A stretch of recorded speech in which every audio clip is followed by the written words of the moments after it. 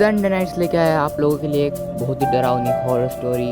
तो भाई स्टोरी को पूरा एंड तक सुनना। स्टोरी पसंद आए तो हमारे चैनल को लाइक शेयर और सब्सक्राइब करना, चाहते आप और इस स्टोरी सुन सको। तो स्टोरी शुरू करते हैं।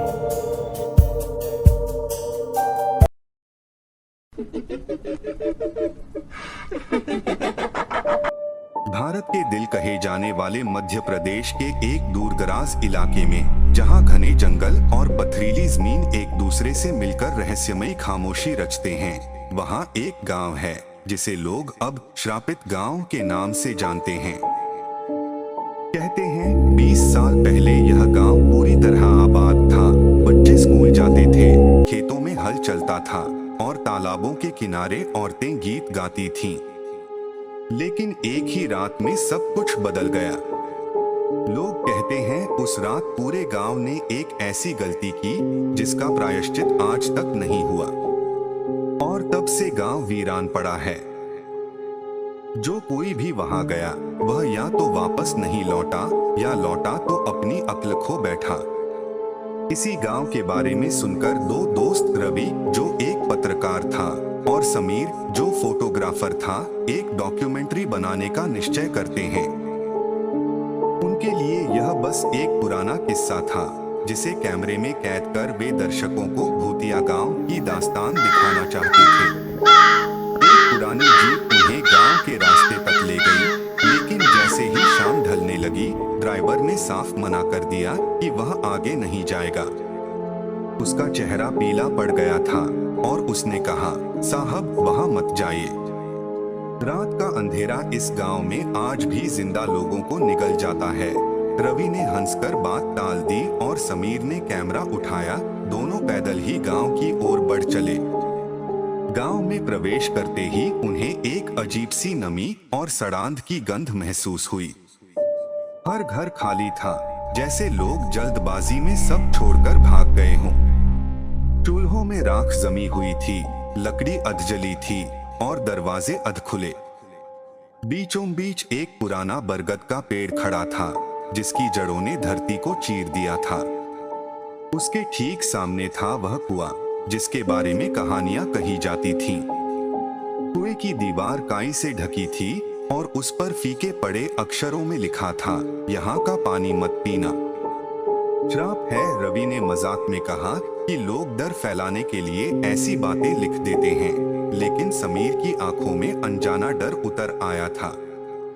जैसे जैसे सूरज ढल रहा था, गांव की चुप्पी और गहरी हो रही थी।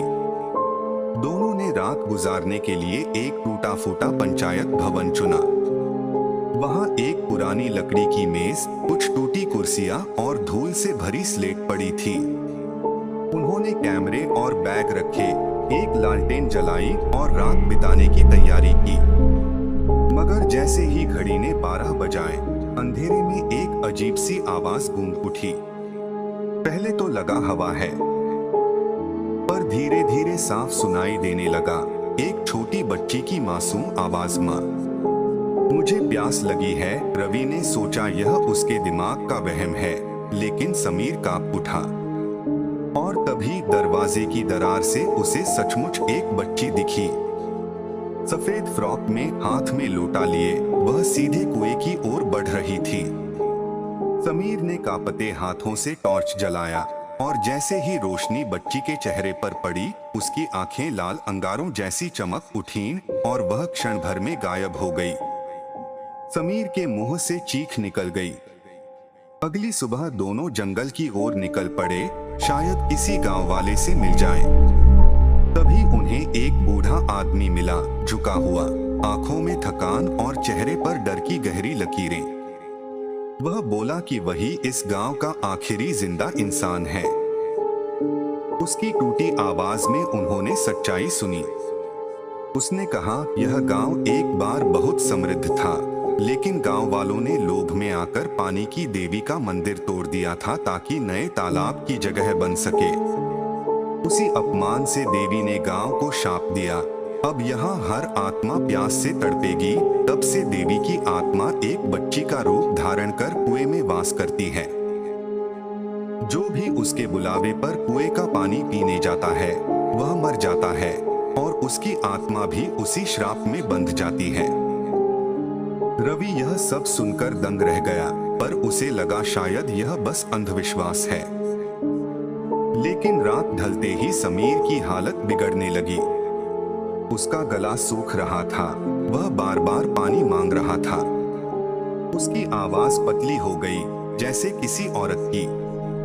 उसकी आंखें लाल हो गईं और होठों से अजीब सी फुसफुसाहट निकली, मुझे कुएं का पानी चाहिए। यह गांव मेरा है, तुम सब मेरे हो जाओगे। रवि ने उसे रोकने की कोशिश की, मगर समीर जैसे किसी अदृश्य ताकत के कब्जे में था।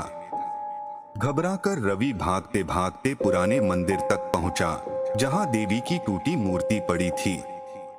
उसने वहीं दीपक जलाकर प्रार्थना की। कुछ देर तक समीर का शरीर कांपता रहा, उसके गले से खून बहने लगा और फिर वह जमीन पर गिर पड़ा, निर्जीव। रवि की चीखें वीरान मंदिर में गूंज उठीं, लेकिन उसे जवाब देने वाला कोई नहीं था।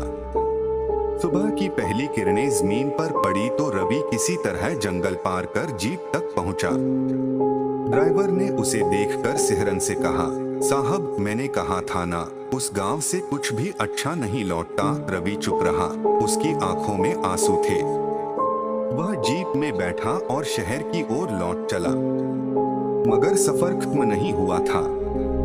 जैसे ही उसने शीशे में पीछे देखा, जीप की पिछली सीट पर वही सफेद फ्रॉक वाली बच्ची बैठी थी। उसकी आंखें निर्जीव थीं और होठों से वही वाक्य निकला, मुझे प्यास लगी है।